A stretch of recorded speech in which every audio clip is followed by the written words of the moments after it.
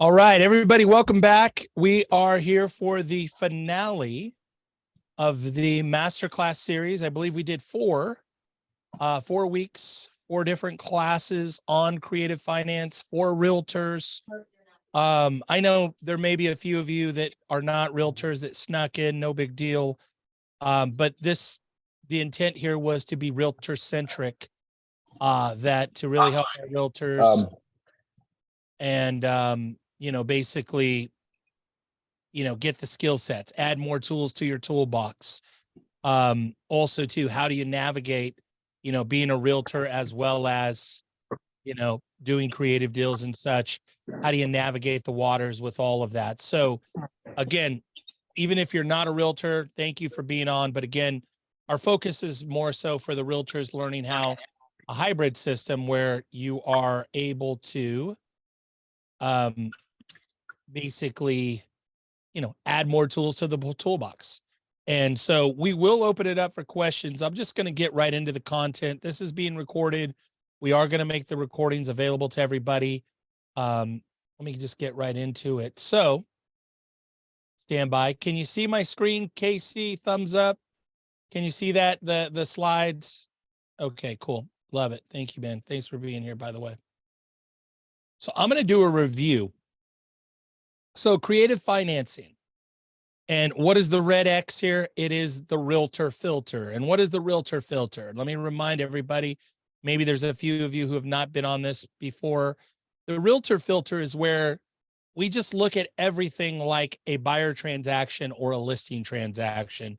And a big part of my intent here is that for realtors to open up and take off the blinders, right? To really open your eyes, take the blinders off. And there's a lot more to this business, right? And I hope that for a lot of you, you got into this business because you wanted to make a lot of money and you wanted a lot of freedom. But a big part of that freedom is in acquiring assets and owning rental properties. And one of the best ways to do that is through creative financing. So I'm going to continue the realtor filter. What does that mean? It means to look beyond, right? What I also want to teach you and encourage all of you, we should all have a commitment to become a transaction engineer. And what is a transaction engineer? It is somebody that can look at work with some sellers, look at a transaction, look at a possible, and maybe have 6, 8, 9, 10 different ways to structure a deal, whether that be taking a listing, we know, but what if you could buy the deal? What if you could do a creative financing? What if you could do a subject to? What if you could do a lease option? What if you could do a wraparound mortgage, right?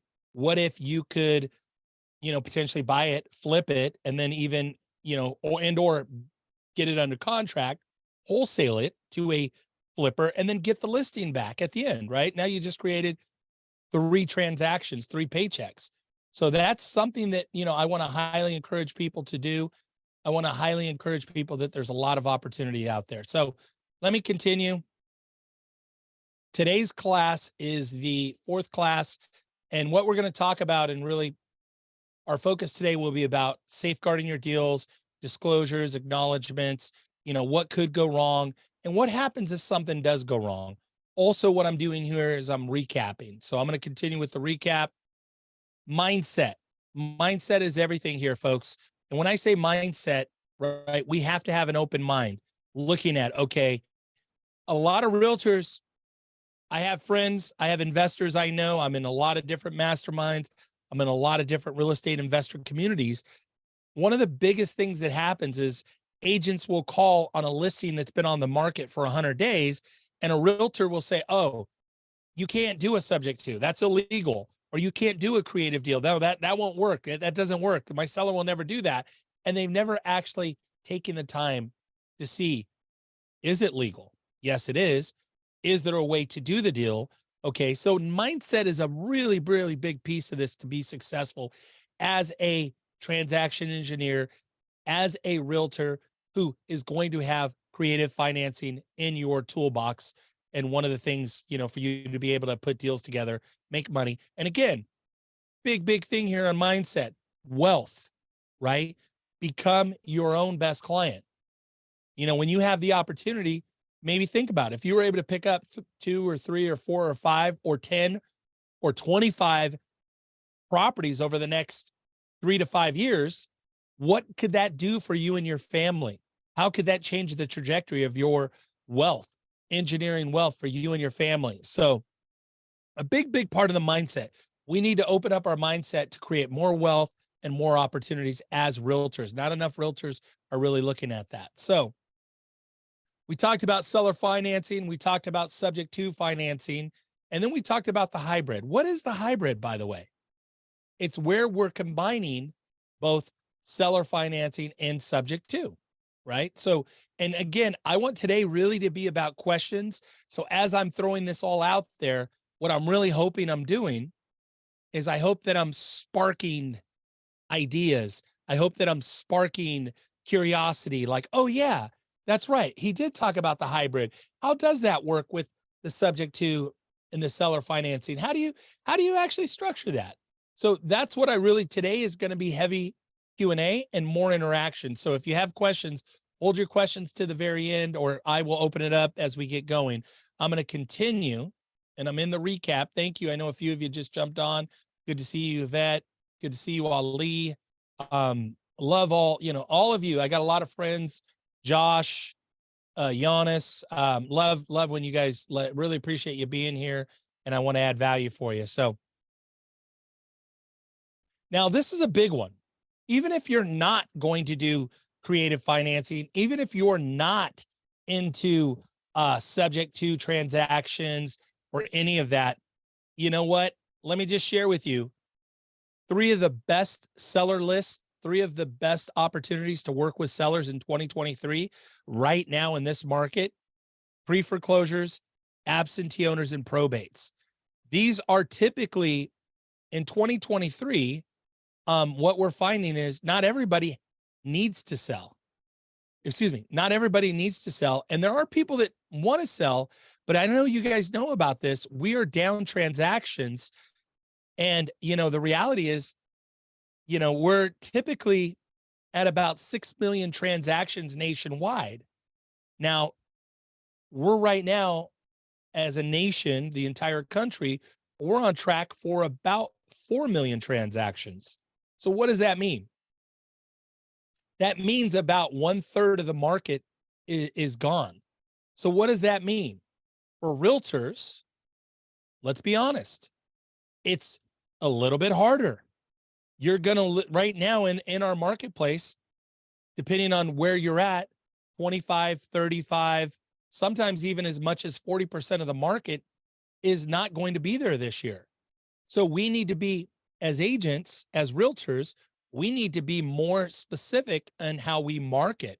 So if you are marketing to sellers, the truth is transactions are down. But what I will tell you is that people in pre-foreclosure, absentee owners who have really gotten beat up over the last 2 or 3 years with eviction moratoriums, with, just a lot of rent control, a lot of restrictions, especially if you're in LA County, if you're in the San Francisco, Oakland Bay Area, Alameda County, Oakland, Richmond, San Francisco, areas where they have, California across the board has rent control. So these are areas that are really, really tough right now. Hold on, you guys, stand by real quick. I'll be right back. I got allergies that are crushing me. Stand by.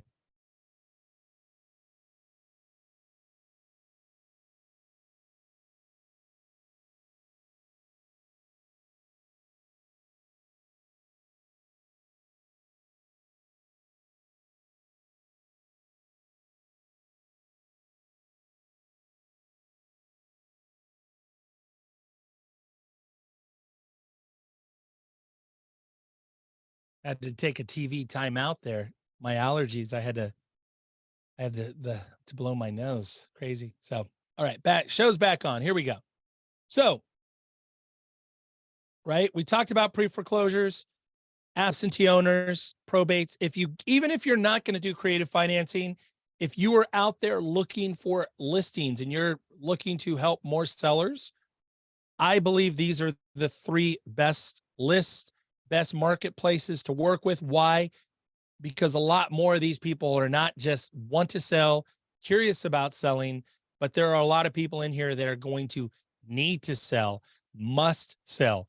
And in 2023, with fewer transactions, with low inventory, these are the 3 best, most productive lists.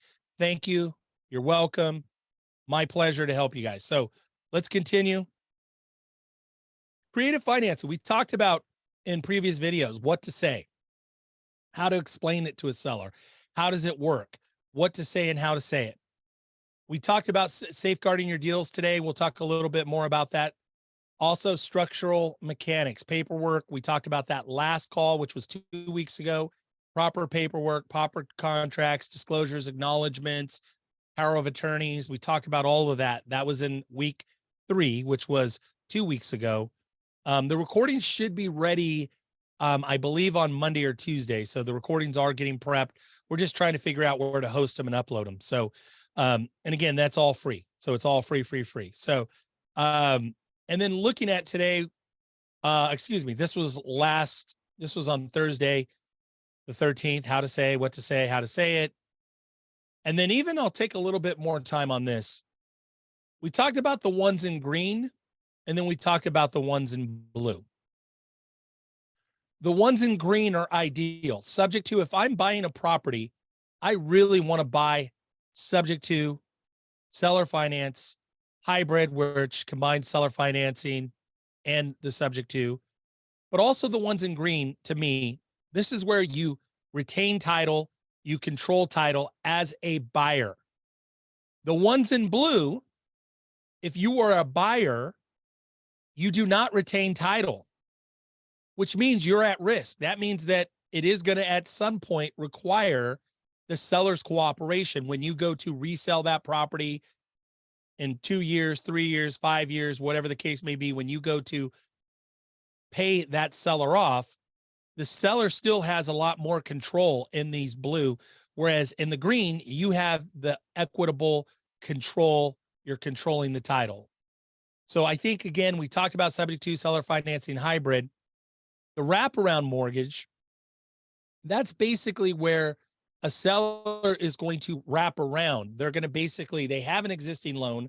Rather than sell it subject to, they're going to create a new loan, also known as an all-inclusive deed of trust or wraparound mortgage.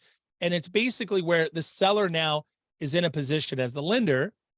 A buyer would be basically in the position of a buyer where they're making payments to the seller or a service company. The challenge with that is I don't like that the seller still has mechanisms of being in control. Same thing with the lease option. Same thing with the novation. If you do a novation in a novation, the seller is still retaining title. And the idea that in a novation, what is a novation?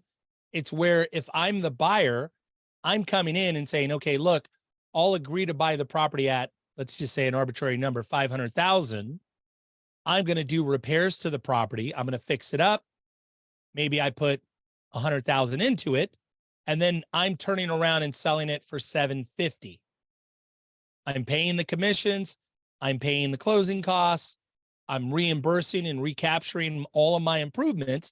I'm paying off the seller's 500,000, and I get to keep, as the buyer / person doing the novation, I would be able to keep the margin or keep the spread. Okay. I'm keeping the spread. The problem with the novation, not that it's a problem, it could be a problem, is that it still requires the seller to sign off. And as I mentioned to you, the seller is going to see that, oh my gosh, I'm only getting 500,000 and you're selling it for 750. Where's all that extra money going to? Well, the extra money belongs to the person that did the repairs, the person that set up the novation, but it does require seller cooperation. That's why I say there is degrees of risk and there's ways to safeguard the novation. We talked about that. We talked about that, I believe, 2 classes ago. But again, why am I doing this? I want a memory jog in case you have questions about any of these. We can talk about them. So again, I'm going to continue here with the summary. Subject to taking over payments, TOP, taking over payments. And then I talked about Swap-A-Lease. Swap-A-Lease is a auto market. It's an online auto market. Now, it used to be better known for where somebody would want to get out of a lease and somebody would want to get into a lease. So it's like somebody wants to get out of, their BMW because it's a $700 payment every month. But then maybe like me, I told the story, I was going to go out and buy a convertible SL 55 Mercedes, about $120,000, $130,000 car at that time. I said, maybe I'll lease one. And then somebody said, hey, check out Swap a Lease. What did I do? I found one. It only had 12 or 13 or 14 or 15 months left on the lease. So rather than me go out and do a brand new lease, I took over somebody else's payments and I did it through Swap a Lease. And here was the beauty of it. It was zero down.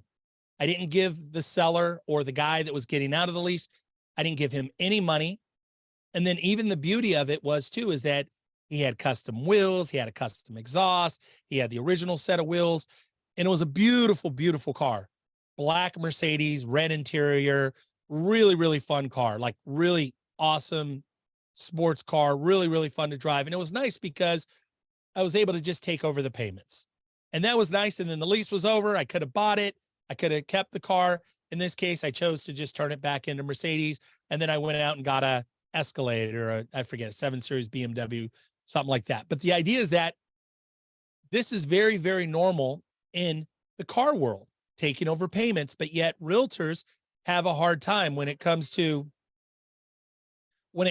taking over payments on a subject to. That's basically, in essence, this is a good analogy or a metaphor or a story that makes it a little bit easier, maybe more comparable, more relatable. So let me continue. Seller financing, seller carry. This is basically where the seller is going to upgrade their position to the lender or the lien holder. Now, the nice part about this is that there's no qualifying, same thing with subject to. There shouldn't be any qualifying. There's no loan applications in most cases. Some sellers will want you to do that. Some sellers may want to see a credit report. In most cases, most don't. They just want somebody to come over, take over the payments and or begin making payments, somebody that can be depended on, somebody that is able to take over that property. Now, the IRS has what's called an installment sale, and an installment sale is basically for seller financing.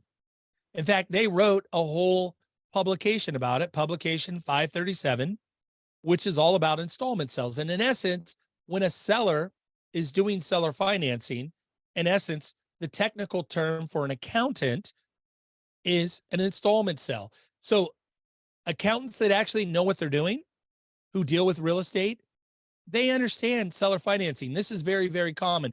Unfortunately, realtors do not. And they think it's this really wild and bizarre, exotic thing. And it's really not. This is a very normal part of real estate, doing installment sales and do-it-yourself finance. Now, we talked about structural, we talked about contracts, we went through all of that. And so today, I want to do a lot of Q&A. And today, what I want to do is I want to talk about what could go wrong, what happens when things go wrong, what do you do about it? But before I do that, that was a summary.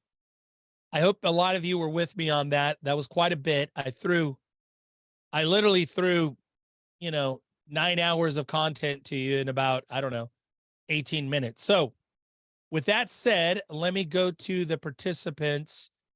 Do you have the ability to unmute yourself?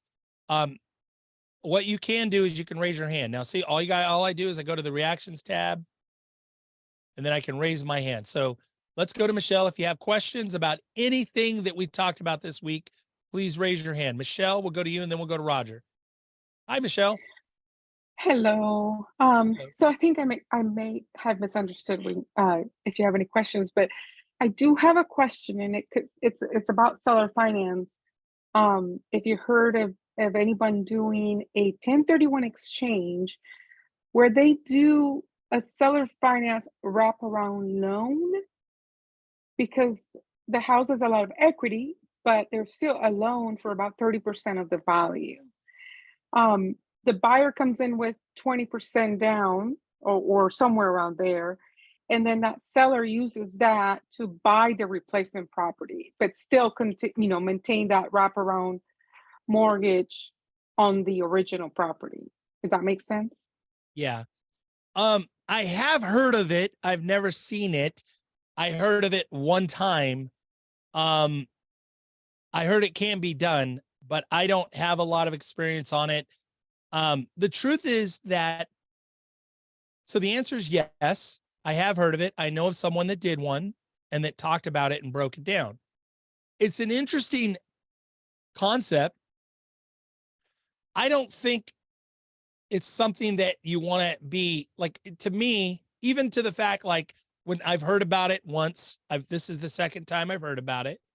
I heard it can be done. I know somebody that's done it, but yet I'm not going to go down the rabbit hole and try to become an expert at it.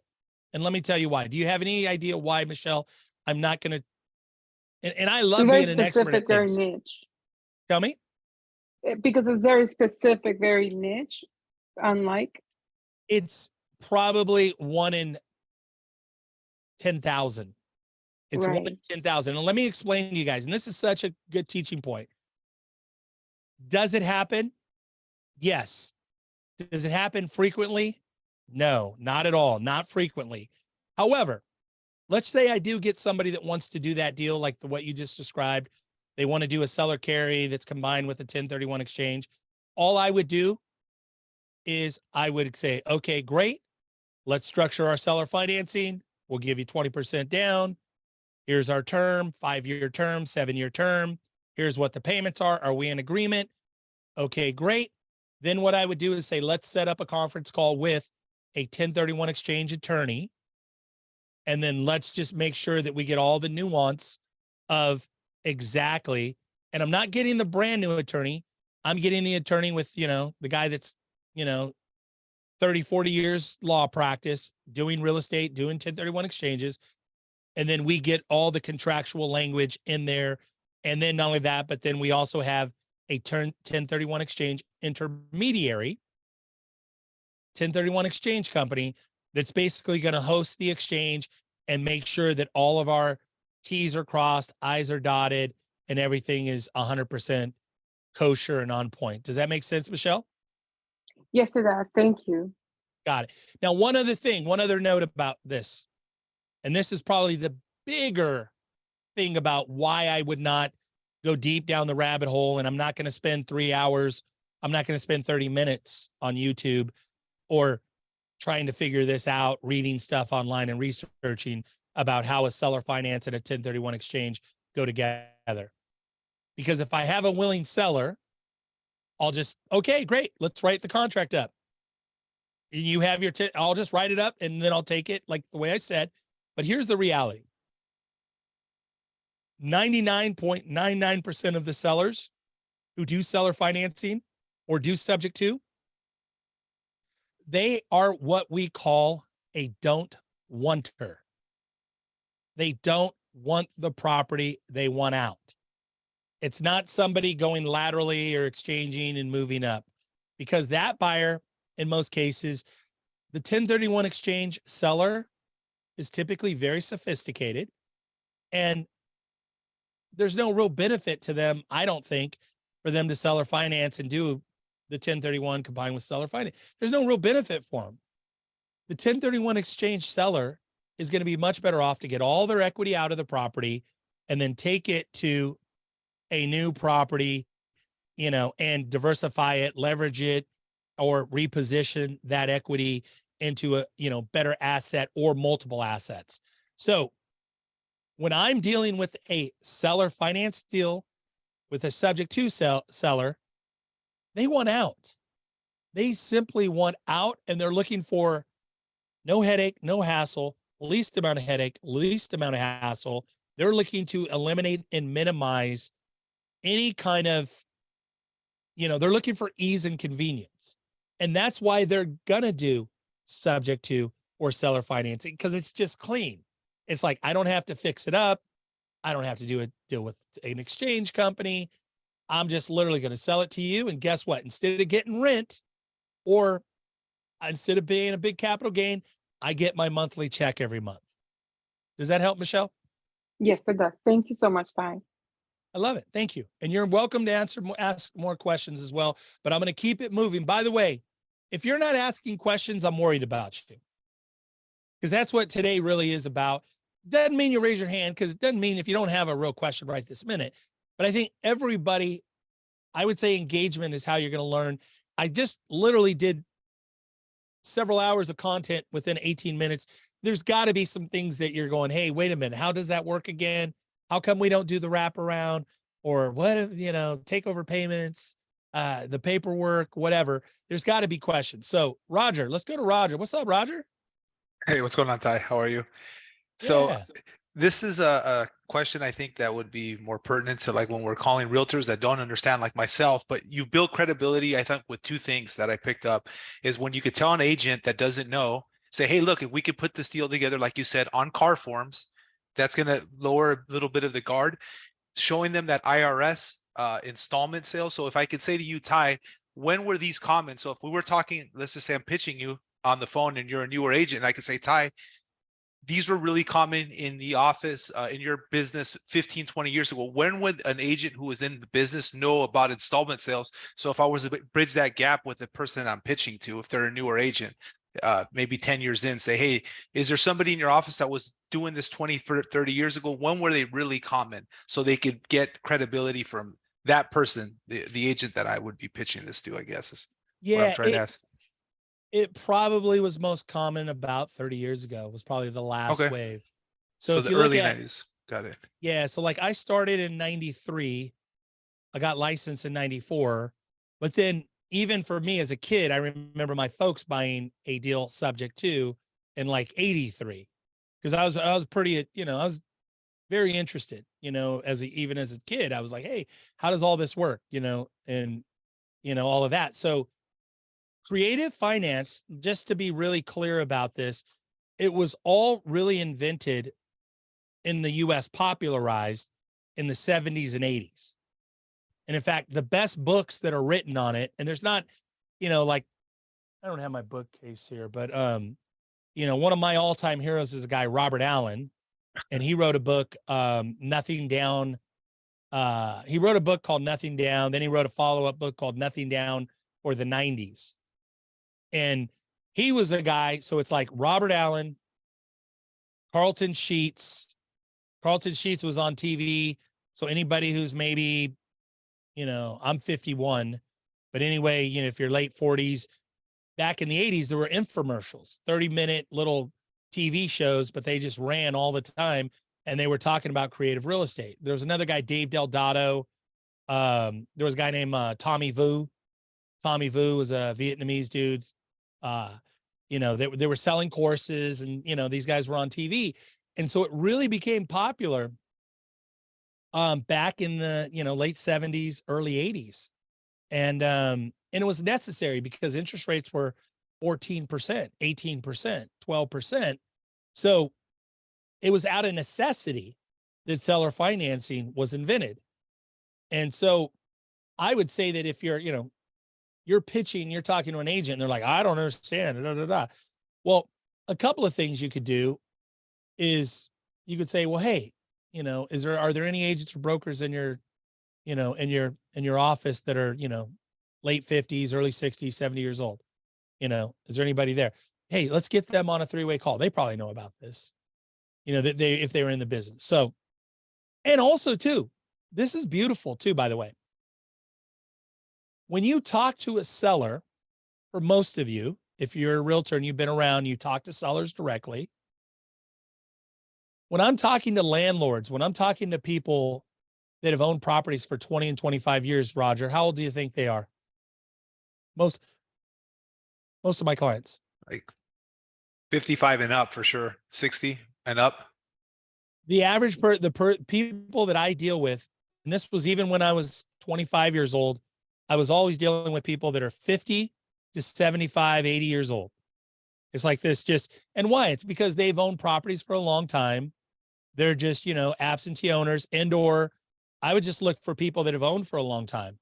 Those are the same people that are going, okay, we're going to sell our 2,500 square foot house, and, we're moving to Del Webb to a 1,500 square foot house, or we're moving to Texas closer to the grandkids, or we're moving to Oregon closer to the, grandkids, or my son lives in Nevada, or I want to go back home to, you know, where I'm from, where I grew up, you know, back in Iowa or whatever. Like, you know, so people in that age bracket, they're familiar. They, you know, even if they don't really know it, they kind of remember it, like, oh yeah, I do remember that happening. So anyway, I hope that helps. Love it. Thank you. I love it. Let's go to KC. Hey, Ty. Good afternoon. Good afternoon. Ty, do you mind to enable the chat? Because, when Michelle on the speaker, she was asking the deferred, 1031 with the seller financing. I was trying to put the link on it, and it has something like, this information has come from, the Amon. He just posted to me, and then I just share with you guys. Yeah, no problem. I'll let you put that in there. That was it. I just, the chat, if when I'm trying to present it keeps popping up and, a little bit more of a nuisance. So yeah, you can post that. No problem. Okay. See if I can turn it back on.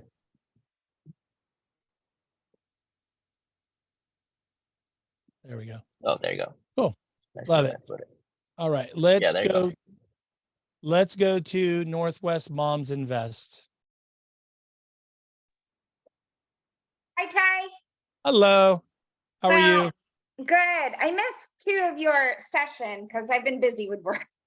But I wanted to ask you something. I don't know if you remember, but I'm from the Northwest, so Seattle, Washington. Yeah. And I know a lot of times it's so hard for me to promote the creative financing because I have heard this a couple times already. My DV doesn't like it. And my what doesn't like it? My designated broker doesn't like it. Right. And then I think I learned it from the title company that a lot of times creative financing is going to be difficult for us realtor to do. So that's in Washington. I'm not sure if that's just a myth or a fact or whatever, because now I don't know who to believe because it's like I hear different things from other people. Yeah. So really, so let's go to, and I'm going to say this respectfully.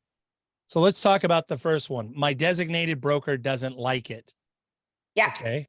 So that could also mean, I say this respectfully, sometimes too, I say things to be funny. I say them in I believe it's called say it in jest. I'm saying it to be funny, kind of sarcastic and playful, but it's really my designated broker is lazy. Yes. Probably what it really means.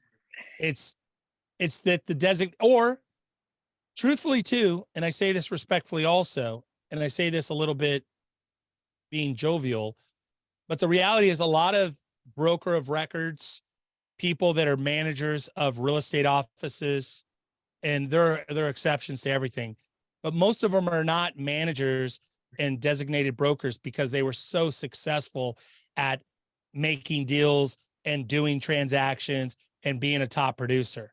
Most of the designated brokers and managers, most, not all, most are because they weren't really great. They didn't really do a lot of deals, but they're really nice. They're really good at, they're very compliant, meaning that they know how to fill out the contracts and they know how to, whatever the case may be.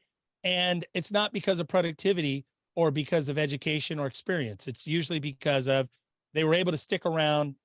They've been around a while. They're likable, they're affable, and, hey, good enough to be the babysitter at the adult daycare real estate office. So, and that's a joke of one of my mentors. He said a real estate office is like an adult daycare center, and so designated brokers, they just don't know. They just don't have the experience. And the title company saying it's difficult. Well, it's difficult because you don't really know. You've only been in title and escrow you've been a title officer for 8 years and you think you're the shit. And I say the shit as in you think you got it going on. You think you're an expert because maybe you closed a couple thousand transactions. But the challenge is with an escrow officer that's been in the business for 8 or 10 years, they really haven't seen much other than a market that's just done this, going straight up. The reality is an escrow officer who maybe has thousands of transactions probably has done 1,000 refinances. Why? Because over the last 10 years, interest rates went from 5.5%, 6% down to 2%, 3%. 80, 90% of everybody in America refinanced their house, over the last 10 or 12 years. So I would dig a little deeper, and I would say talk to more escrow officers, more title reps, talk to area county managers, and try to find some people. And then I would look around for people that, a lot of these escrow officers just don't know how to do these deals. They Okay. simply don't.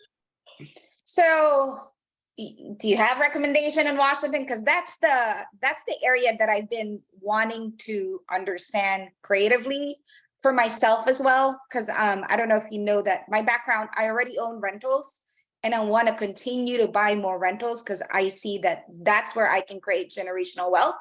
Sure. But my issue is, being a realtor, not knowing everything and making sure I'm protecting myself from getting fined or getting sued or anything at all, is something that I take seriously. So when my DV told me and I brought it up, that idea, it kind of closed me off on pursuing that aspect because of the fact that, well, my DV doesn't want me to do it.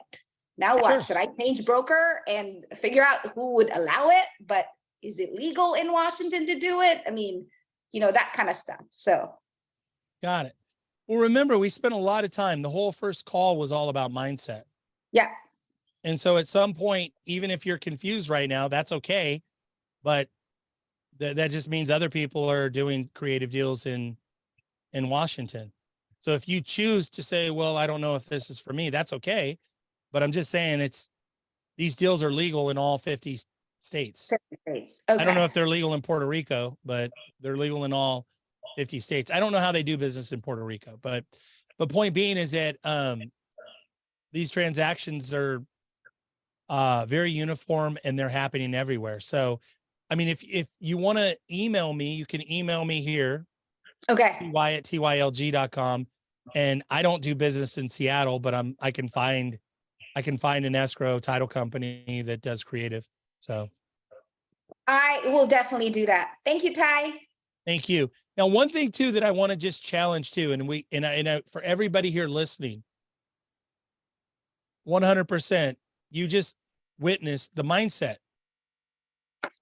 Like, she's being challenged. My designated broker doesn't like it. Okay.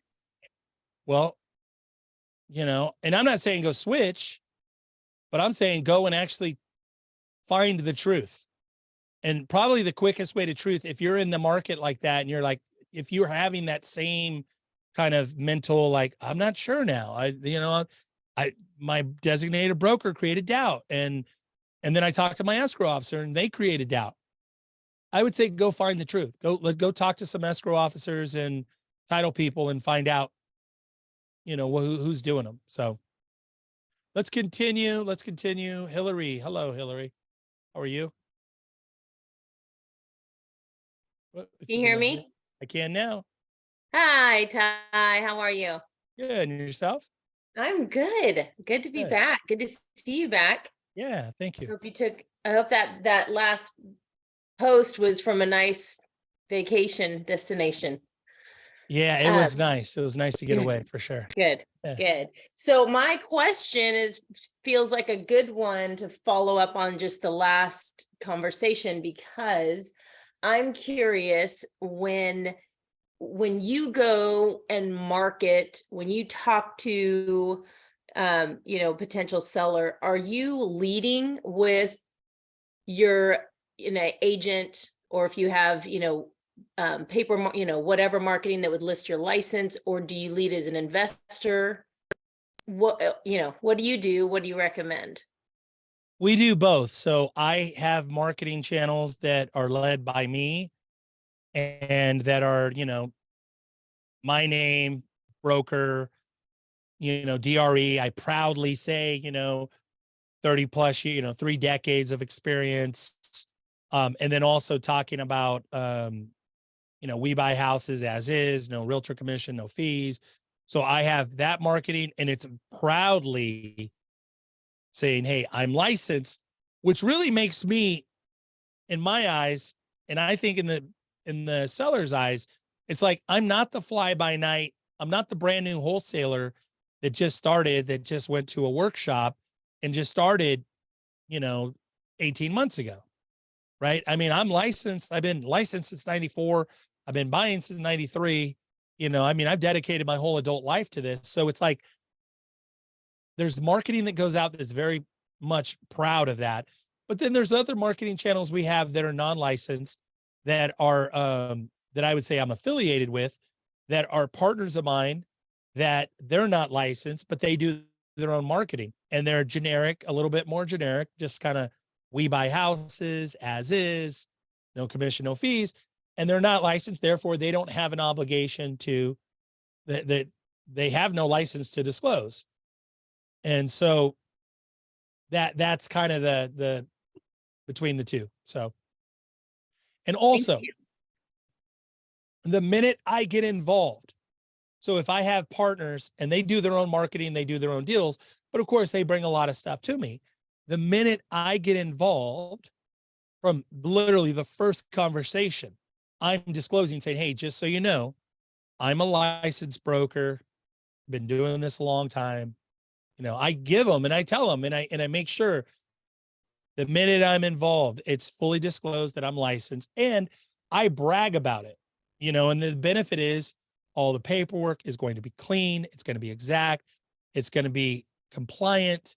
And on top of it is that, making sure that it is fully disclosed and that it is in any kind of documents. I don't get involved document wise, and it's interesting because, I've seen some guys, and I hate this, by the way, but I want to put it out there. This is a big, big no-no, huge, huge no-no for everybody that's licensed. And I'll assume that everybody here is licensed. This is one of the worst, like, pitfalls. One of the things I'll see where somebody will be licensed. They'll have a listing agreement.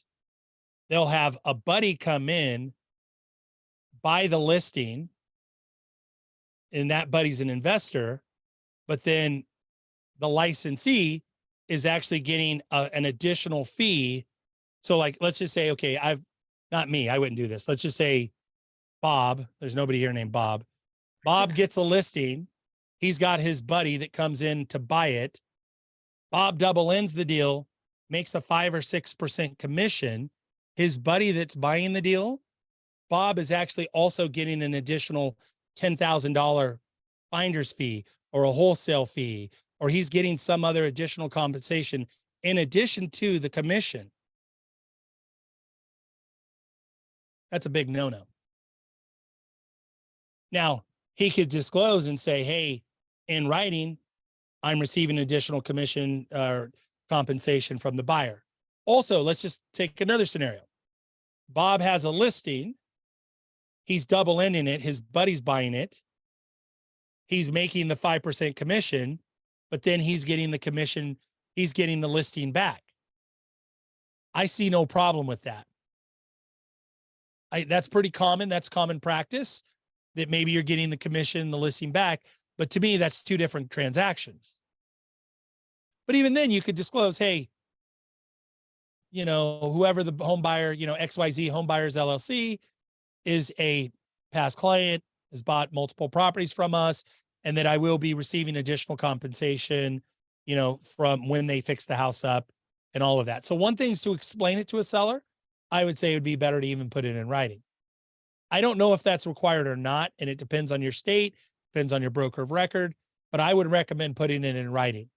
But for sure, the first scenario I said, where you're getting additional money on top of the fact that you're getting a commission, that's a big no-no. That raised two follow-ups to that. Please. You referred several times in your scenario to double ending it. Do you mean Correct. like dual agency? Dual agency, correct. Thank you. Yep. And also, now let me just speak on that. There are so many people, and I get if you're in a state where dual agency, because I know there's state by state has different rules. And I know some states you can't do dual agency, but I see some of your designated brokers, and I'm speaking California now. I see so many realtors. Oh my God, my designated broker, my manager doesn't like dual agency and all of that. And I'm like, What are you talking about? All the forms, the contracts are set up for dual agency. Why would it be taboo if, and it again, so you see all these like little superstitions, almost like religious superstitions that are practiced in real estate. And again, and I'm saying always be ethical, always, do the right thing. That's why I gave the example of Bob receiving additional compensation as a no-no. So do the right thing. But I just see so many broker of records or managers, office managers, that they have company, oh, you can't do dual agency. It's like, wait a minute. The state of California allows for dual agency. It requires disclosure. And don't get me wrong, like state of California, we have, at least 10 pages of agency disclosure that's throughout the contract. Like, but it's important that like, do not get caught up in these superstitions or best practices. Now, those are things I would say be aware of. I'm sorry, Hillary, you had another question. Please. No, that was very good though. Thank you. Then in terms of the disclosure, I feel you've made it very clear about the fiduciary responsibility, agent to client, broker to client. Going back to the designated broker, do I have a responsibility? I think my journey. I'm pretty new, and I've just decided the broker I'm going to hang my license with, and I have yet to do that first deal, but under the brokerage. And I want to know if I have a responsibility to disclose every transaction, whether it's traditional or investor. I think that has to do with, and we're speaking to, you go and sign a contract with, you go hire, you get hired, you go to work for a broker, designated broker. Now, and I believe this is what the question is. You're doing listings and buyer transactions through the brokerage, but then you're buying transactions on your own and doing your own fix and flips, or you're buying investment deals and that. I think that has to do with, do you have to disclose that or not? I think it has to do with your contractual, what your contract says between you and your broker of record. And that some agreements will basically require disclosure. Some may not allow you, or require you to get permission. And then also, in almost all cases, this is important, so please take note, everybody. In almost all cases, and I think I could say high percentage, 99%, when you're operating as a principal and you're buying and selling, whether it's on market or off market, through the brokerage, off the brokerage, in almost all cases, I think a lot of times the errors and omissions insurance is exempt. You're not going to have errors and omissions coverage. So I think that's why designated brokers become concerned about liability when you're acting as a principal. So also, when you're acting as a principal, a lot of brokerages will require that in order for the errors and omissions insurance to cover the brokerage as well as you, that you would be disclosing you're a broker, but another broker in the office would be representing you on a on-market deal, as an example, on your own principal transaction. So there's little nuances like that that you need to understand within your company. Okay, thank you for that. The last question is maybe in the chat. There was the for California specific, if you have one or two escrow title companies for California that are, investor savvy. Yeah. The best one I see that's pretty good is Ultimate Escrow. Ultimate Escrow, and they're in Marietta, California. They're really good. Placer Title in Northern California. Fairfield is, I have a friend there. They can also do, not all creative, but they can do seller financing. They can do wholesale transactions, but they need to be documented properly. Otherwise they'll kick them out. But those are probably two that I would. So that was a SoCal and a NorCal. Thank you. So, yep. I love it. Okay, let's go to Aaron. Hi, Aaron. Hey, what's up, Ty? Kind of piggybacking on her question, Hillary's question of, how do we fit ourselves in as licensees as we're making that transition over to investor? Here's the situation. Can I find an on-market deal? Let's say I found an on-market deal that I want to assign. I'm going to exit on a wholesale. Can I be my own agent on that transaction and collect a commission representing myself as the agent of the LLC that I own? Double dip, basically. So I'm going to give you a couple of different answers. So generally speaking, I believe, my opinion, again, I'm not an attorney. I'm not a, Department of Real Estate expert, but I believe this to be very true.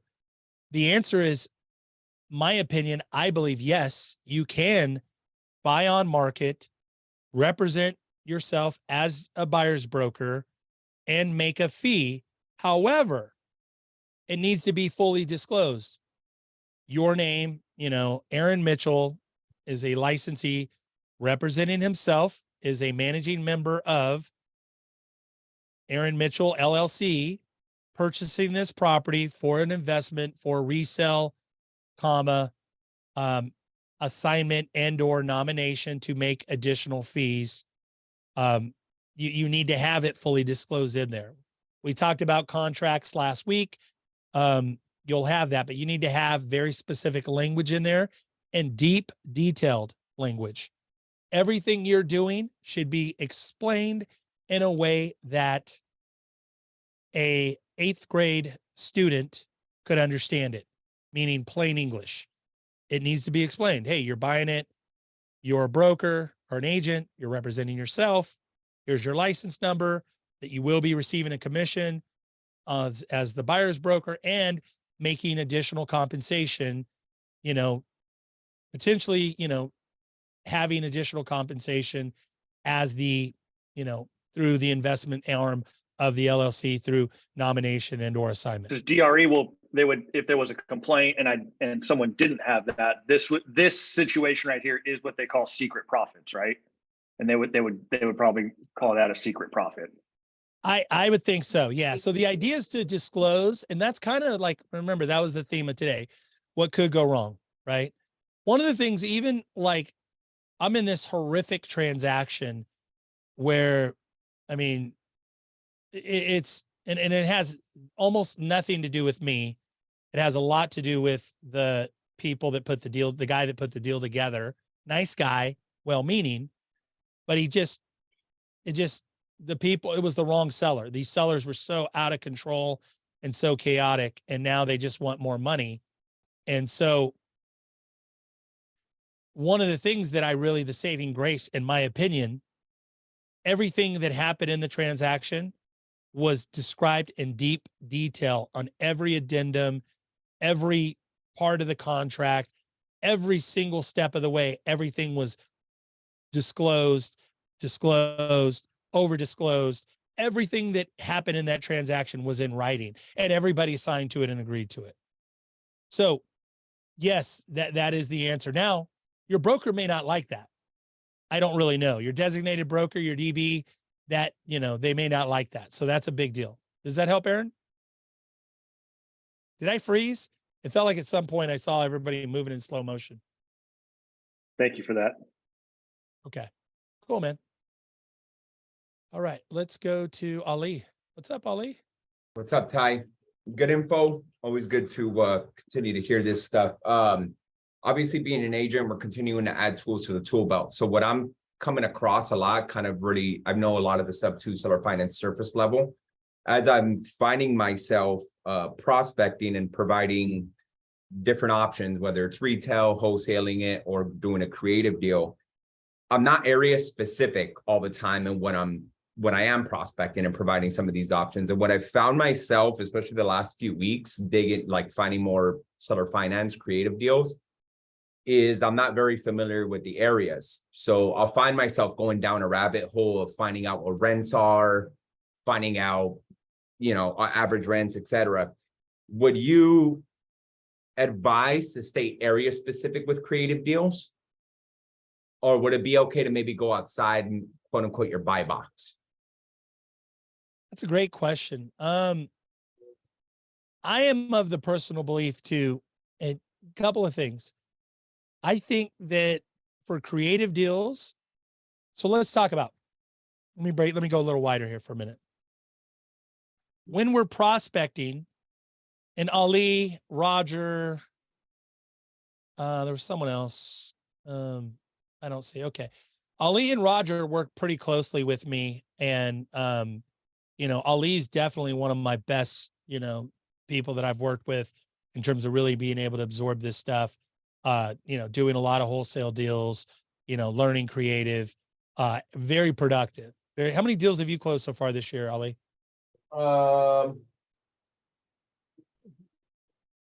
About 9 deals this year. 9 deals this year. And I got 9 pending. 9 deals and 9 pending. Pretty good, right? Considering it's just literally 4 months. He's 18 pending and closed, right? Just through the first 4 months. What's the goal for this year? 65 deals this year. 65 transactions. So Ali, Ali and I talk 2-3 times a week. Ali's been coached by me. How long have I been coaching you, man? At least the last 2.5, 3 years, I would say. Yeah, 2.5, 3 years we've been coaching together. And anyway, so one of the things, and I'll explain this and break it down to everybody. Ali's a hard worker. He actually is very good at the execution. A lot of people, like, I love Gary Vee says this thing. He says, clouds and dirt. Clouds and dirt. So what is clouds and dirt? Cloud is, I'm on the Zoom right now. You're dreaming, you're formulating, you're getting ideas, you're figuring out which ideas you're going to implement and all of that. The dirt is, it's rolling up your sleeves. It's actually doing the work. It's actually the doing part of it. It's working in the business versus working on the business, right? Right now, everybody here, you're working on the business, meaning you're here to learn, see if you can add new things. So Ali prospects at a pretty high level. And so one of the things that everybody that I've coached over the last 3 decades, or spend time with, or just people that I mastermind with, or, just like people that I'm in the environment with, they're all prospecting minimum 90 minutes a day. And most of them 2 or 3 plus hours a day on the phone, headset, making calls. Right. And I'll tell you that you guys want to get there. Even today, I probably already made 15 contacts today. I dialed for probably 2 hours this morning before this call, literally. So even now, even in my 30th year or whatever, I'm still on the phone doing lead follow-up, working with leads, reaching out to people, following up with people.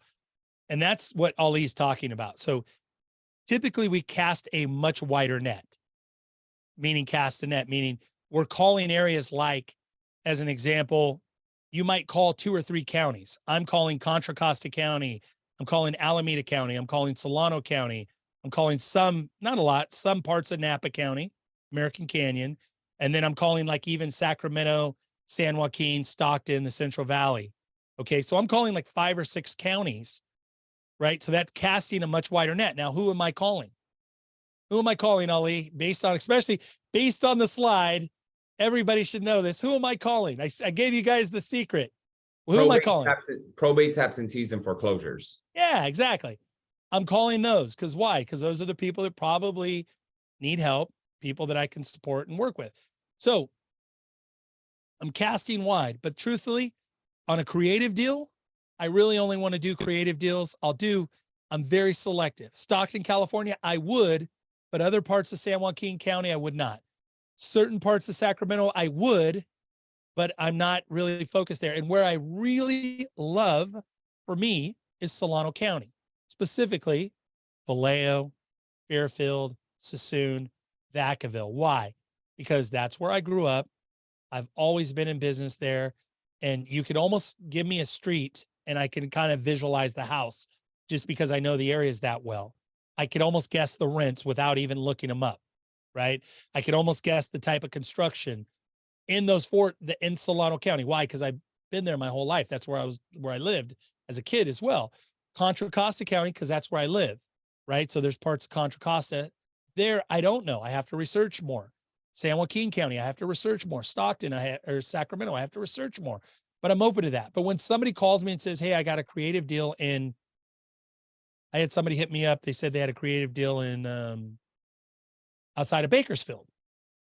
It was a mobile home on a piece of land. Or no, it wasn't Bakersfield. It was in, excuse me, it was in San Joaquin County. Forgot the name of the city, Ocampo. And I was like, and I emailed the guy back and I said, I'm interested, but it's got to be a really great deal. Why? Because it's so far outside of my buy box. Okay. I was able to buy a property outside of my buy box, but it was so dirt cheap that I paid cash for it. And now I get cash flow every month. And I normally would have never bought that. I would never buy in that area in a million years. It was not even in my buy box, but it was a guy I was talking to that lived inside a market where I'm at. And he goes, you know, I go, hey, what do you have anything else, any other properties? And he's like, yeah, I got this other thing. And I'm like, well, I don't really buy there, but how much do you want for it? And he goes, I just want to get out of it. And he went on and on and on. And I was like, oh, I'll do seller financing. And then I said, well, if I gave you cash, it was a number so low. I was like, yeah, I'll just buy it for cash. You follow me? Did I answer your question, Ali? Yes, I wrote down, if it's outside of my buy box, that equals I should be getting a bitchin' deal. Excuse my language. Well, remember, you had a deal in Fresno County, but it was up in like coarse gold. It was up in a rural area and it was a mobile home. And I think it was on deeded land, right? Yeah, it was the Needles. Okay. Did you do that deal? Yeah, I'm literally closing this week on there. Okay. And are you getting a wholesale fee or what are you getting on? I'm getting a wholesale fee. Nice little healthy fee, 11 and a half. But I remember the deal was almost so cheap that I was like, dude, I'll just buy it. The mobile home there was title issues. That's why it's been in escrow for so long. But long story short here, it was, I got it under contract for 25,000. It's worth like 125, 150,000. I wholesaled it for 50. Right. And on that deal, I'm like, you remember what I said to you though? I got kind of like, I got a little, I'm like, dude, why would you not just buy that? And then I was like, we should buy it. Like, I'll buy it with you. Let's just buy it and whatever. And then I don't even remember why I got disinterested, but I remember it got kind of, was it because of title issues or what? It's title issues. Yeah. Yeah. The mobile home and the land weren't together and he needed some bonds around it and stuff like that. But it taught me a lot. Okay. But see, like that deal right there, let's even say it was an $80,000 mobile home. You could buy it for 25 and it's habitable, right? It's rentable. That would be a deal. I was like, even if it was in the middle of nowhere for 25 grand, you write the check, go there, spend 5 or 10 grand, painting, clean it up, maybe replacing some appliances, whatever. Now, if it's completely falling down, I'm not buying it. But point being is if it's close, does that help? Yes, does help. Okay. Thanks. Cool. Love it. All right. Looks like we're out of questions as we're past 1 o'clock. Anybody else have questions? Go for it, Norman. Oh, sorry, I muted you on accident. I'm pretty much brand spanking new. So I met a potential client 2 days ago. What's the best way to pitch creative? Since he didn't, when I had the conversation, he didn't know nothing about it. I still got to call him back to talk further. He's a manager at a supermarket. Got it. Why is he selling? No, he's actually looking for properties, but he hasn't. Your microphone is very gargled. I can't really hear you really well, but I want to. Yeah, because of the market, he's not buying, but he doesn't know creative though. I still don't quite understand the question. I apologize. Why don't you start over? What's the best way to explain how creative works to him? Okay. So a couple of ways to explain create. Does he have a loan on the house? No, he's actually he's looking for 2 units, 4 units, multifamily. This is a buyer that you're going to try to explain creative to? Mm-hmm. The idea was with creative, if you were trying to explain it to a buyer, is to say, hey, basically it's where the seller would either be the bank on the deal. And the idea is that you save money because you're not You're not going through a loan origination process. A lot of times for some sellers, not a lot of times, but sometimes, not a lot of times, sometimes you'll find unique scenarios where the seller is willing to take a down payment, and then rather than you go out and qualify for a loan, the seller will basically upgrade their position from the landlord or the property owner to a lien lord, basically the lien holder, and carry the paper on the property. And so instead of making payments to a mortgage company, you would buy the property and you'd be making them to the seller. And the benefit to the seller is that they get an income stream and it's passive. You as the buyer now, you're going to have all the responsibility for the taxes, insurance, the upkeep, all the maintenance. If something goes wrong, if something breaks down, you're going to have all those responsibilities. But the nice part is typically on seller financing, the cost is less because you're not paying a bunch of origination fees. Many times you can negotiate a much better interest rate and sometimes no interest rate, which is really nice, which gives you accelerated pay down. So when you're making a monthly payment, that loan balance is dropping significantly faster versus if you were paying 5 or 6% interest. So that's a benefit to a buyer, why they would buy. Did I help, Norman? Thank you Cool, so man. much. Where are you from? 773. Chicago. Chi-town. Chi-town. Yep. If you need anything this way, let me know. What part of Chicago are you in? North side of Chicago. North side, like up by the lake? By Evanston. Okay. How far are you from Schaumburg? About 35 minutes. Okay. All right. How about how far are you from Gary, Indiana? Probably about an hour or so. Okay. I know a lot of guys are investing in Gary, Indiana. They love it, man. I've been hearing about Gary, Indiana for probably the last 10 years because I know, but also it's kind of a dicey area, right? It is correct. Yeah. Yeah, there's a lot going on in the Indy area, Indianapolis. Yeah. As Yep. far as people Cool, are man. definitely investing in there. Yeah. I love it. Well, we're glad you're here, man. Awesome. Thank you. Let's go back to Hillary. Hello, Hillary.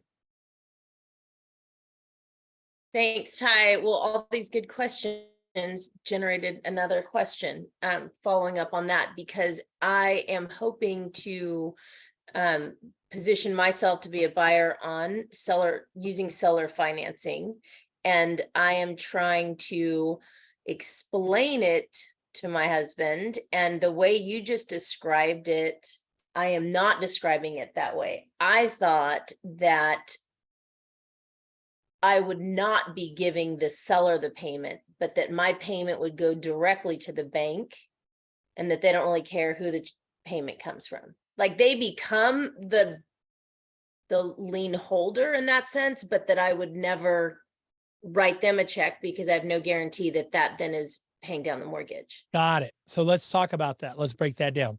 So 2 different kinds of creative transactions.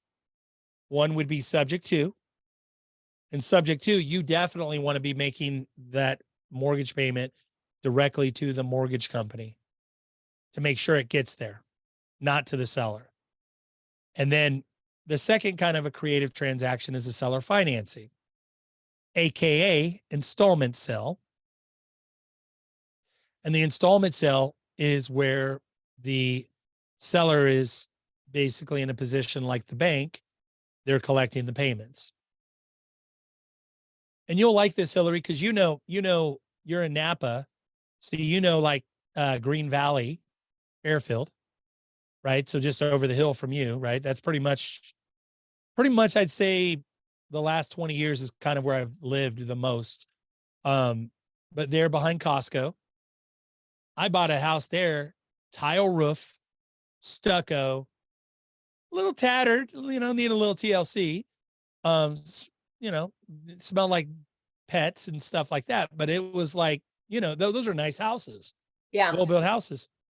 I bought a house there, $15,000 down, $2,500 a month. No interest. So where are you buying a house for 15 grand? Like, Right. you know, Send one of those my way. I love Green Valley, Sassoon, Cordelia. There's Yep. all that new development. Yeah. Yeah. all day long. And then give you an All idea. day And long. I'll give you an idea though. This is wild, right? So I'll throw some scenarios at you. So, you know, Green Valley. So I told you the 15K down, 2,500 a month. Bought another deal right on the border of American Canyon in Vallejo, right there off of 29, right off of Mini Drive. If you know that stoplight, Mini Drive, there's a McDonald's, a gas station, Mexican market right there. Bought a house there and it was like $50,000 down. Yeah. And $2 grand a month. Right now, that area in American Canyon, North Vallejo, that's like it doesn't even, like, you go like 50,000 there and then, you know, whatever, you know what I mean? It's like, how does that, but you just don't know what kind of deals you're going to run into. But Ty, what's the motivation for each of those situations? What was the motivation of the seller? Motivation was high, and that's exactly why. So the one with $50,000 down, I got a better price. So the price was significantly discounted. We bought it, you know, it's probably about at that time it was $475. We bought it for like $350, but it needed work. But that's why we were willing to give a much bigger down payment. But why was that guy selling? He's widowed.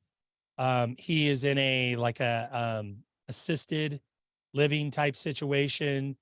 He needs so much money per month to pay for his assisted living. And that's why, thus the payment size, because that's what he needs. So, you know, for him, it was a win. It was meeting all of his needs. And the house needed a lot of work. It needed a lot of work. So for him, he didn't have the money to fix it up and all that. He literally just wanted to walk away, but walk away in a way that he got the income. He didn't need the cash. In fact, the cash would be a burden to him because then he's got to manage it. Right. So for him, carrying the paper on a property and an asset he already knows about is better. By the way, I said this the other day. Let me ask you today, for those of you that have your phone, that you have your cameras on, are banks more trusted or less trusted today, 2023? Less trusted, more trusted, less trusted. Right. So you think about how perfect can it be that we're in a scenario in an economy where you could actually say to somebody, Mr. and Mrs. Seller, if I buy this property for cash and I go get a new loan, it's going to cost me a bunch of money on loan origination and points and all of this. I go get a brand new loan. I buy this house and now you get your $300,000 lump sum, $400,000 lump sum, and then you're going to go and park it in a bank. How do you know which bank is the bank to put it in? How can you, like, versus what if you were to upgrade and you were to be the bank? What if you and we just eliminate the bank? You get to be the bank. I get to be the borrower. I give you 10,000, 15,000, 20,000 down, whatever they need. And then you get the payments every month. Right. So think about that. That until 2023, in May of 2023. And by the way, I was talking with Michael Zuber today. Some of you know Michael, some of you do not. If you do not, you should definitely be following him. One rental at a time. He is on YouTube, puts out the best financial real estate news out there. The guy is better researched than anybody I know. And we talked about the bank. First Republic Bank just went out. We had Silicon Valley Bank. We had Signature Bank. We had a few others. He goes, it isn't like we're just going to see all these banks collapse. He goes, it'll probably be this little trickle effect. He said, and the next month there might be another one or two more or three more. And then the next month there might be two or three more. And he goes, we talked about it. He goes, and there might be two or three more in the next 90 days we never even hear about because they're much smaller banks, because it's a little bank in Nebraska, or it's a little bank in Texas, or it's a little bank that doesn't make the national headlines, but it's a big deal to the people in that community. If you live there, especially if you have a commercial equity line or a loan on one of your buildings or something with them, it's a big deal. So this banking thing is probably going to continue, which guess what? What does that mean? it makes our position even stronger to say to a seller, look, if you really don't need the money, if you really don't want to pay the capital gains all in one hit, why not just be the bank on it, carry back the paper? So the second deal, Katrina, it was the woman owned the house. Her son lived there with his wife. She had paid the house off. She had remarried. She moved to Nevada or moved to Arizona. She lives out of state. They've got a house out there. They've got money. They've got their retirements. They've got their pensions. They've got their health care. They're doing well. They've got an RV. They travel. And this house was free and clear. And this house was a nuisance because her son lived there and him and his wife were going through a divorce. And she's like, and the house was a mess. Ugly, hoarder, kind of a hoarder looking house. Smelled like dog, cat, smelled like pets, really messy, kind of the ugly house on the block, if you will. It made sense for her. Like, hey, I don't want to come back there and try to manage all this. Her son wasn't capable of doing it, right? He could barely keep the house up as it was. Nice guy, just working all the time. And it was like, hey, that's great. That actually works great. Now she gets a payment every month. Now, So for her, it was much better.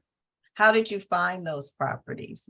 Is that where the calling comes in? Yeah, it's calling and then networking too. Yeah, calling and networking, but yeah, calling, talking to people. We just call and talk to people. And it's like, we're talking to people every day. Like I said, I'd already made like 15, probably 12, 15, 18 contacts today, talking to people, following up with people. So, but yeah, you could be doing postcards. You could be doing letters. You could be doing other types of advertising. Sure. All the above. But the key is proactive. Obviously, those other things cost money. Doesn't cost that much to call. Calling. That's why calling is so good in that it doesn't require a lot of capital. So I love it. I'm going to go to Hillary. If anybody else has a question, please raise your hand. But this call is going to come to an end here shortly. Please. Thank you, Ty. Right? Like it's. Are you going to Bottle Rock? Yes. Are you going all 3 days? We are. You're wild. That's crazy. Well, now let me, if you guys just humor me this short. So my husband coached both of our boys. We're here in Napa, full disclosure, their football season, the flag football season. And the person who puts on Bottle Rock, his son was on one of the teams, and it rained every single Sunday between January and mid-March. And so he came to him, he's like, I'm going to do a solid, and gave us 2-3 day all suite access. And I was like, look at that, babe. It totally paid off.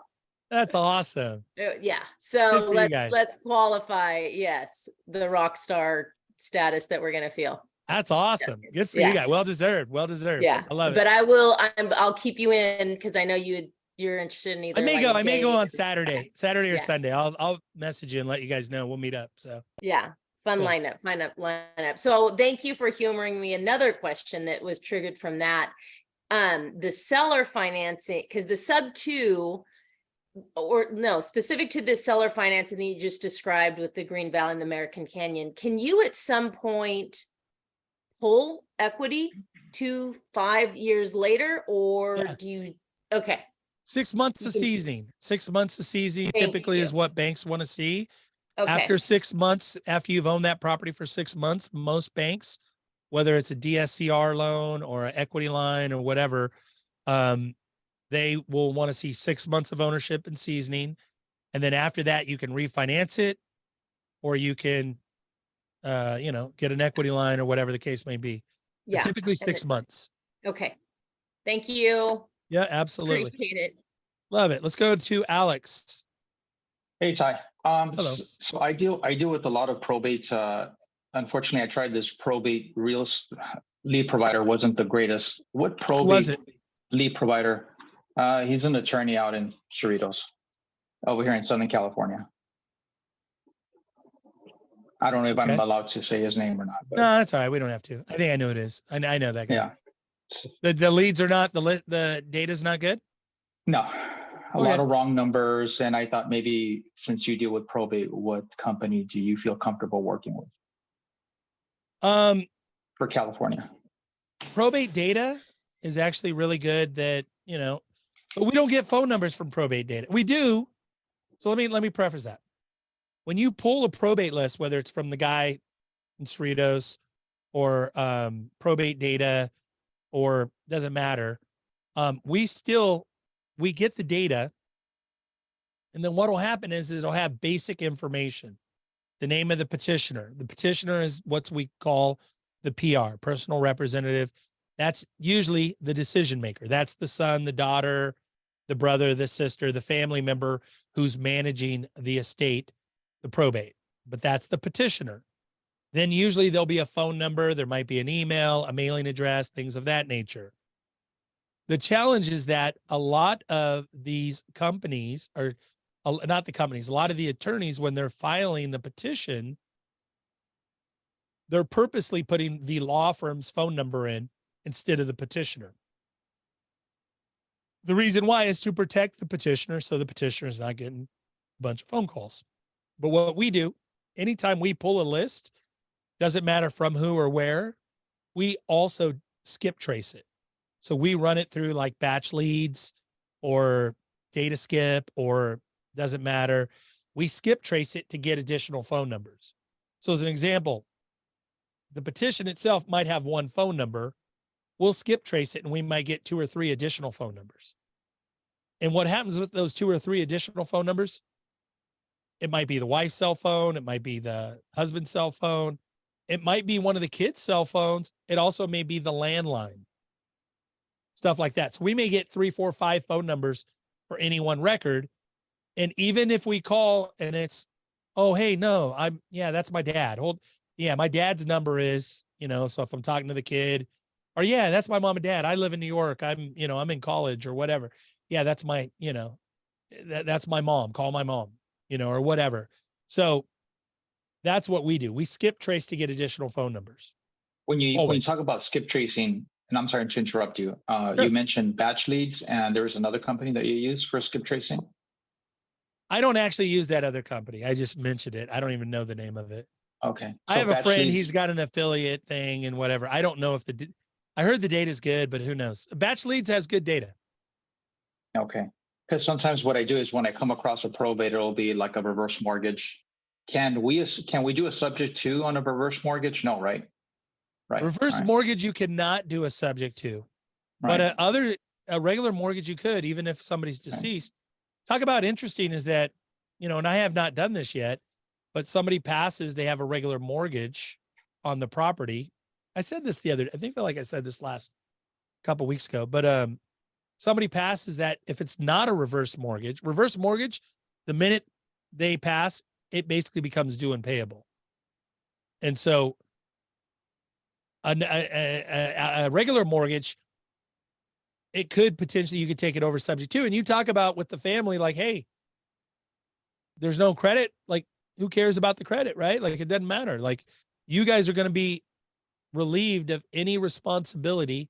The estate is going to get complete release of any transfer, any taxes, any kind of responsibility at all regarding that, regarding the property. So, I think you definitely could do a regular mortgage sub 2 in a probate, but definitely cannot do a reverse mortgage. Interesting enough, because I have a client just in that same scenario passed away, and the mortgage balance is like $75,000. So I just have to pitch that idea over to the attorney to make sure that he's okay with it. Let's talk about that for a minute. You really don't have to pitch it to the attorney. And this is something that's really important that I let clients know. No different than if you are the seller, if you are the personal representative, the attorney works for you. If you choose to do this, it is your decision, not the attorney's decision. The attorney works for the seller in the same capacity that a broker or a realtor works for the seller. Now, you can get his advisement, but I just want to make sure that you understand that attorney works for you. This is your decision. He may say, no, this isn't a good idea, but ultimately it's your decision. So I don't lean on trying to convince attorneys of anything. And a lot of the times you would think, like, I don't like the idea that an attorney is going to get to vote on my deal or not. I don't mind him having an opinion about it, but being able to have the controlling vote, I don't agree with. Because even there's a lot of attorneys that are like, oh no, you should just deal with my buddy. They don't say my buddy, but you should just deal with this realtor or that realtor. Why? Well, it's because that's their buddy and they're probably going to get a 20 or 30% kickback on it. Or, a gift card to, $1,000 gift card to, whatever, that kind of thing. So I would just say, be careful that make sure that you really know whoever the seller is, whoever the personal representative, they're empowered to make their own decisions. Thank you. Thank you, Ty. Love it. All right. Katrina's going to be the last question. Go for it, Katrina. Yes, Alex just jogged my memory about a client that I have, and her grandmother passed and left the property to her. She needs to figure out how to, what she's going to do with that property. So I wanted to email you on it because there's some nuances to that. And I'm not sure how she could, what could happen with that property, or how she could at least get something for the property if she has to transition out Has of she it. gone through court? Is she the personal representative? I don't know. I have to get the updated information on it, but it's been in limbo for a while now. So I'm not exactly sure. That's why I'm going to email you on it. Well, a couple things. Let me give you some homework first before you email me. Okay. Find out, number one, is the property held in trust? Did the seller hold title in a or whoever passed, the deceased, did they hold title in a trust, or did they hold title in their own name? If they held title in the trust, then it doesn't require a probate, but it will require whoever the successor trustee is, meaning that in the trust that the deceased said, when I pass, my sister, brother, my oldest son, my oldest daughter, they're going to be the successor trustee, which means they're the decision maker. So was it held in trust? If so, who is the successor trustee? Meaning who's handling mom or dad's affairs? Okay. Number two, if they held title in their own name,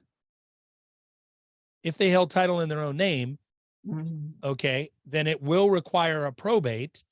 Is there a will? Yes or no? And then who is next of kin? So next of kin is defined as, if there's a surviving spouse, that's next of kin.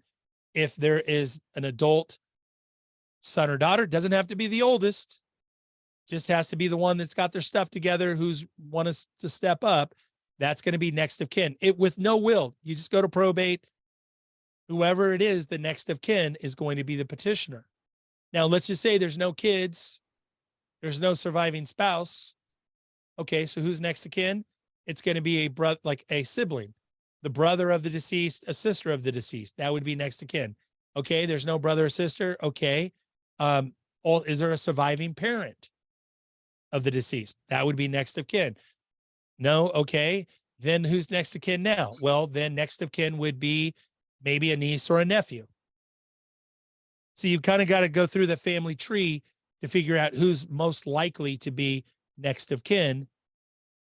And by the way, and let me just say this, if somebody is loose, chaotic, does not have their life together, and is kind of all over the place, and you guys know what I'm saying, right? If you're dealing with somebody and they don't have their life together, their life is kind of chaotic, they're really scattered, they can barely hold a conversation with you, they're interested, they definitely want some money, they want to get to the money and all that.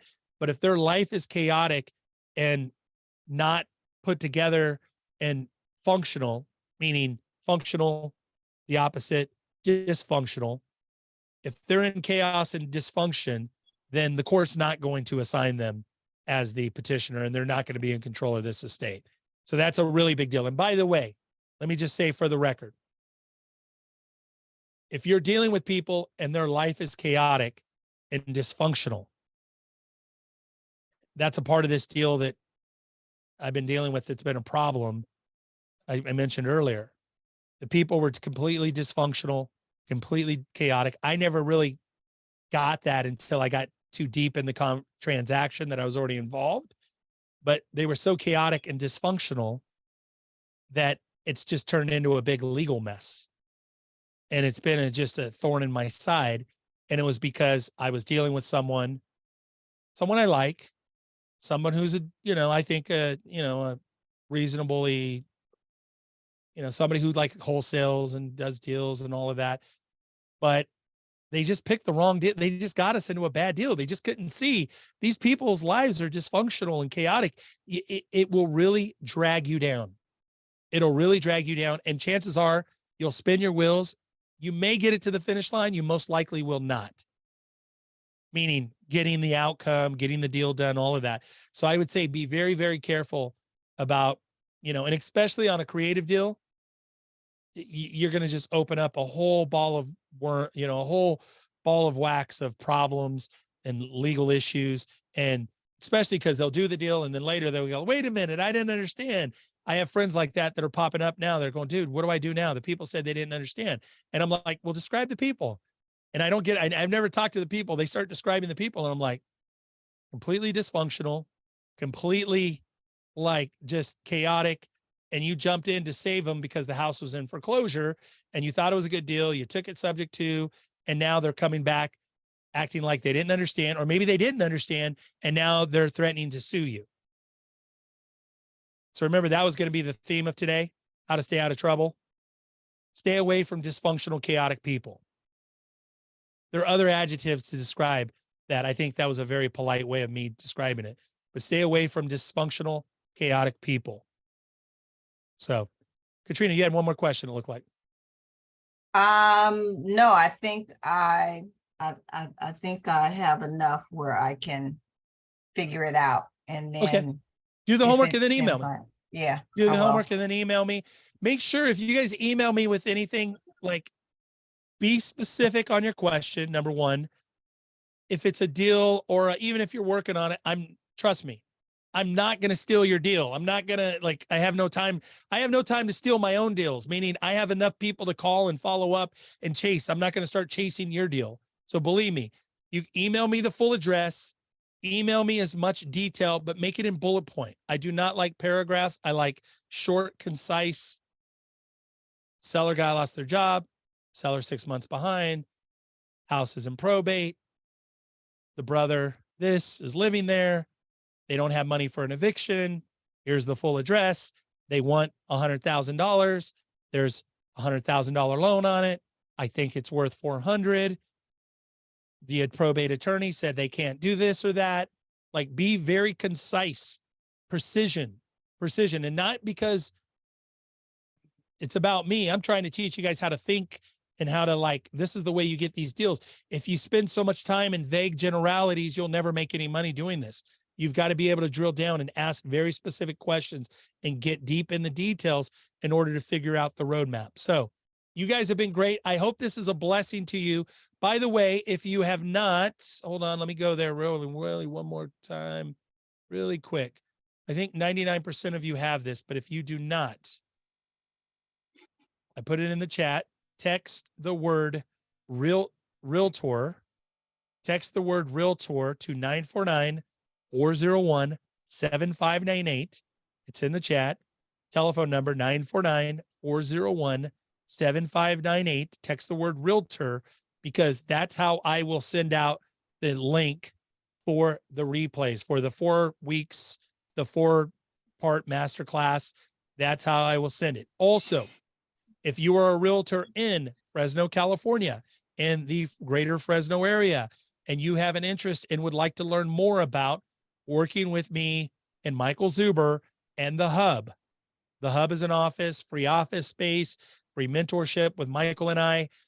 We are looking to hire a few realtors in the Fresno, California market. So to be a part of that Hub community. So if you are one of those folks, please reach out to me, send me an email, ty@tylg. Again, text the word Realtor to 949-401-7598, because that is the only way you're going to get a copy of the replay. I know some of you, we've been emailing the invites for the Zoom link. The way to guarantee you get the replays is to text the word realtor to the 949-401-7598 in the chat. So Hillary, thank you for the claps. Thank you all for your participation. You guys are great. Email me if you have any other questions. Much love, guys. Thank you for participating on this. We will do this again, by the way. It won't necessarily be do this, but I am considering myself a freemium trainer. What does that mean? A premium trainer, but I'm going to give a lot away for free. I know the economy's tight. I'm going to give away a ton over the summer, over the next, call it 6 to 12 weeks. I'm going to do a lot of free classes, a lot of that. So again, to be on that list, you got to text the 949 number to get, because that's how I do all my invites, is through, I do an automated text message thing. I will not blast you about a bunch of garbage or junk. It'll only be invites to quality information. So if you know people, please invite them as well. You guys have a great week. Thank you so much.